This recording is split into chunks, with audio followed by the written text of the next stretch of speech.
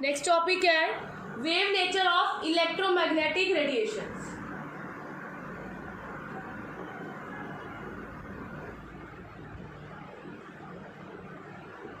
Wave nature of electromagnetic radiations. This is given by James Clerk Maxwell. James Clerk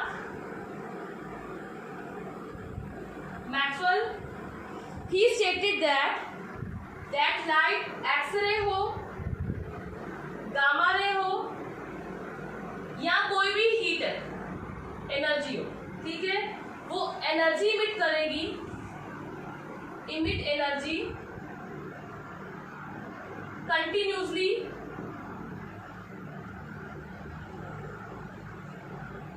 in the form of, क्या करेगी? emit करेगी energy continuously in the form of radiations और waves की form. waves जैसे ऐसे चलती है ना, उन्होंने बोला है कोई भी रेज हो, ठीक है, अगर उसने एनर्जी इमिट कर ली तो कौन सी फॉर्म में करेगी? रेडिएशन की फॉर्म में करेगी, वेव्स की फॉर्म में करेगी, ठीक है। So these are the associated with, ये जो वेव्स है वो किससे एसोसिएटेड होती हैं? These waves are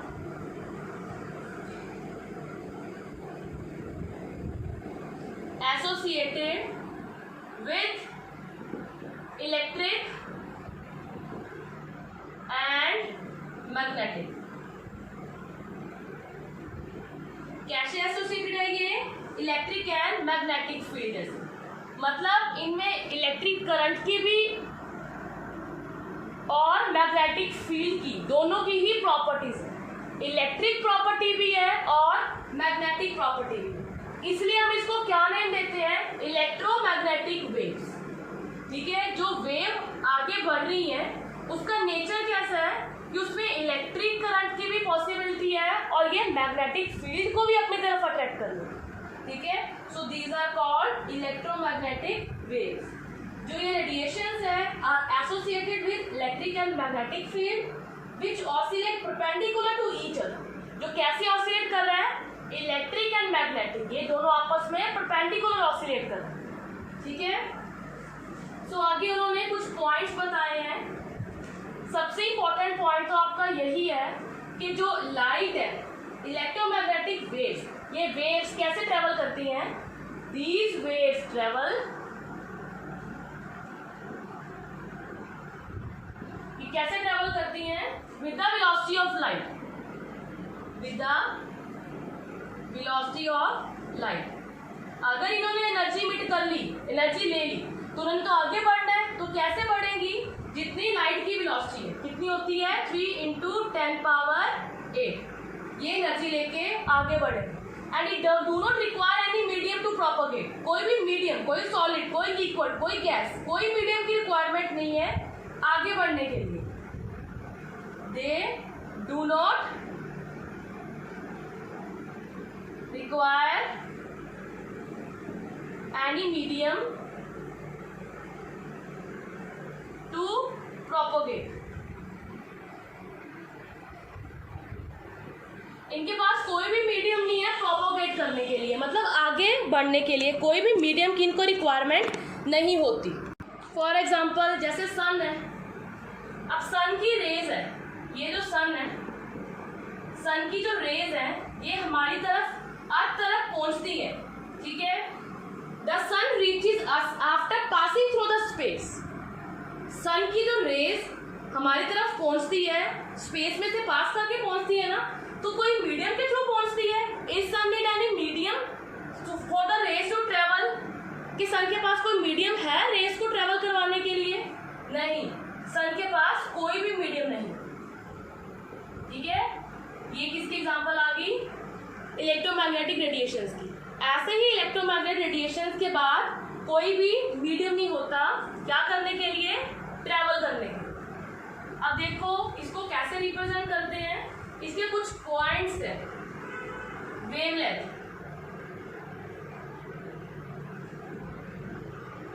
wavelength is represented by lambda.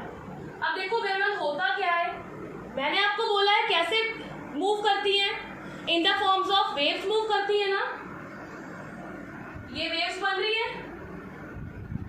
ठीक है, ये हमारी लाइट ऐसे प्रोपोगेट कर रही है।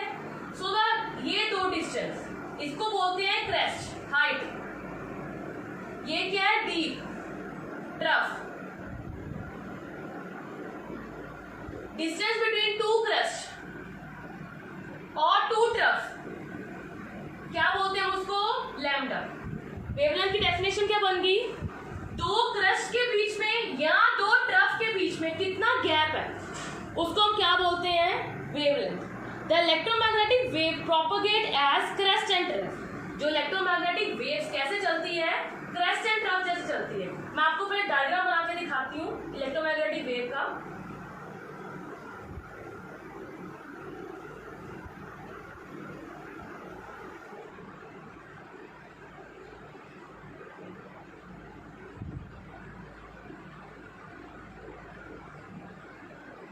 ये इलेक्ट्रिक फील्ड होगी, ठीक है,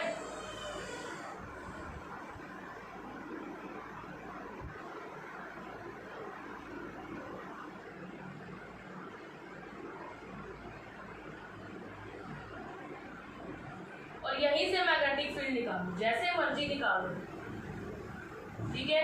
ये कौन सी फील्ड होगी हमारी, मैग्नेटिक फील्ड। दोनों आपस में क्या है, परपेंडिकुलर, दोनों का नेचर क्या है, वेव नेचर ही शो कर रही है, जैसे मर्जी निकाल दो, दोनों परपेंडिकुलर आपस में, और दोनों क्या शो कर रही हैं, वेव नेचर शो कर रही है।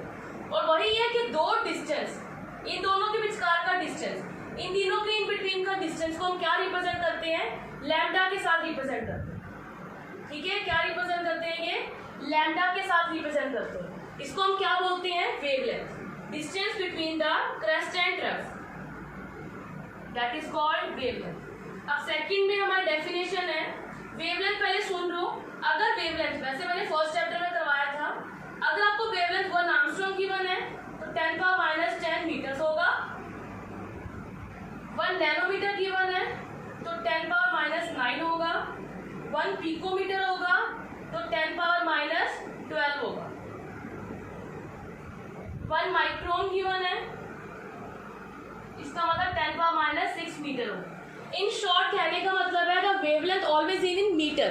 अगर आपको आर्मस्ट्रॉन्ग गिवन होगा उसको आप मीटर में चेंज कर दो, नैनोमीटर होगा तो आप मीटर में चेंज कर दो, तो आपको मल्टीप्लाई करना होगा इनके साथ, ठीक है। सो नेक्स्ट हमारा सेकंड है एम्पलीट्यूड। एम्पलीट्यूड क्या है, एम्पलीट्यूड इज रिप्रेजेंटेड बाय ए।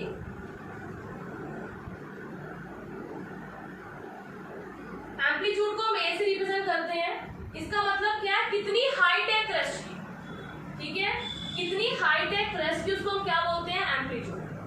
ये चीज, या कितनी डेप्थ है ट्रफ की, ठीक है, इसको हम क्या बोलते हैं, amplitude. The height of the crest is called amplitude, ठीक है। नेक्स्ट है फ्रीक्वेंसी। फ्रीक्वेंसी मतलब आपने टाइम दिया हुआ है 1 सेकेंड का, 1 सेकेंड में कितने क्रेस्ट एंड कितने ट्रफ बन रहे हैं, दैट इज कॉल्ड फ्रीक्वेंसी, जिसको रिप्रेजेंट करते हैं न्यू के साथ। It is a number of wavelength which pass through a point in 1 second. यहाँ से हमारी वेव स्टार्ट हो रही है, यहाँ पे एंड हो रहा है। 1 सेकेंड में कितने क्रेस्ट एंड ट्रफ बने हैं उसको काउंट करेंगे, that is called their frequency, ठीक है। उसको हम क्या बोलते हैं, frequency. 1 hertz equal to 1 cycle per second. मतलब क्या हो गया, फ्रीक्वेंसी हर्ट्ज में होती है।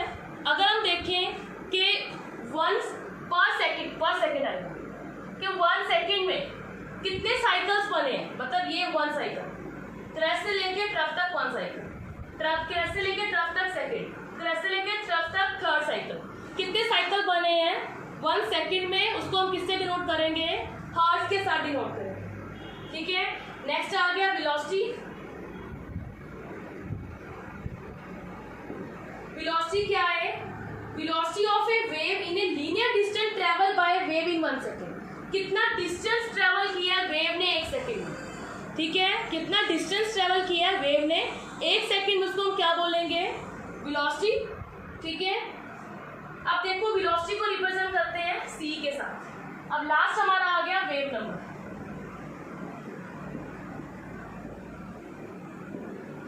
वेव नंबर का मतलब क्या होता है? The number of wavelength which can accommodate in 1 centimetre length. देखो सपोज करो ये 1 सेंटीमीटर लेंथ है, यहाँ से लेके यहाँ तक। 1 सेंटीमीटर लेंथ में कितने नंबर ऑफ वेव्स बन रहे हैं, कितने क्रेस्ट बन रहे हैं, उसको हम क्या बोलते हैं? Wave number. ठीक है, 1 सेंटीमीटर की लेंथ में कितने नंबर ऑफ वेव्स प्रोपोगेट हो रहे हैं, that is called wave number. Number है ना, हमने क्या देखना है? 1 सेंटीमीटर 2 सेंटीमीटर में कितने नंबर ऑफ वेव्स बन रहे हैं। ठीक है, तो वेव नंबर रिप्रेजेंट करते हैं न्यू बार के साथ, which is inversely proportional to lambda. ठीक है, आगे क्वेश्चन इंपॉर्टेंट है, relation between wavelength, frequency and wave number. Wavelength, frequency and wave number में रिलेशन बताना है कि ये आपस में कैसे रिलेट है। सो आपको एक रिलेशन याद करना पड़ेगा, C equal to lambda into new.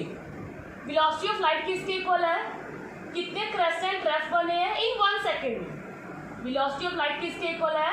कितना डिस्टेंस ट्रेवल किया है लाइट ने इन सेकेंड में, उसको हम क्या बोलते हैं? Velocity of light. So new की वैल्यू क्या बन गई? यहाँ से C बाय लैम्डा आ गई। न्यू की वैल्यू क्या बन गई? C by lambda. अब आपको पता है न्यू बार किसके इक्वल है? 1 बाय लैम्डा के इक्वल है। तो हम यहाँ पे क्या लिख सकते हैं? 1 बाय न्यू बार, ये लिख सकते हैं ना। तो यहाँ से हमारी लैम्डा की वैल्यू आ गई। ठीक है, तो लैम्डा की वैल्यू यहाँ पे पुट कर दें तो हमारा न्यू कितना बन जाएगा? C न्यू बार बन जाएगा। ठीक है, ये लैम्डा की वैल्यू क्या बनेगी हमारी? 1 बाय न्यू बार। न्यू ऊपर चला गया ना, फिर क्या बन गया हमारा? New equal to C new bar बन गया। मतलब फ्रीक्वेंसी किसके इक्वल होएगी? कितनी वेलोसिटी ऑफ लाइट 1 सेंटीमीटर में ट्रेवल कर रही है। ओके बच्चों।